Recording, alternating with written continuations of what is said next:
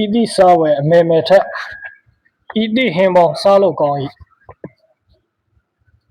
ဗျာကောင်းစရာတော့ဟင်းပေါင်းဖြစ်ပါတယ်တောင်းလို့ရတဲ့ဟင်းလေးများကိုချင်းပေါင်းကိုခင်အောင်ပေါင်းရတယ်လို့ဟင်းပေါင်းအကြောင်းငါရေးပြမယ်ကြဗျာသူ့အယောင်ကမဲမဲညိုညို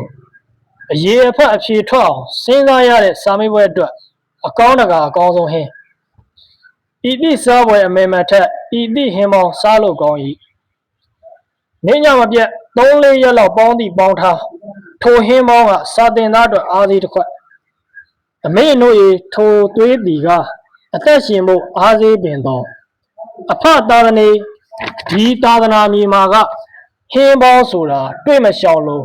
မရှောင်မလွဲစားရမည်သာနိုင်ငံရောင်အလီလီထက်လေကုန်စီးပြီးပတ်ရှာစမ်းပါဟင်းပေါင်းဆိုတာရွှေထက်ရှား၏စိတ်ပေါ်ဝင်စားရှာပြားထက်ကတောင်းတခဲ့တော့တရားဖြင့်သာရှာဝယ်မှသာဟင်းပေါင်းရတာစားသုံးရမည်ဟင်းပေါင်းစားခြင်း17နှစ်ပြည့်အမှတ်တရ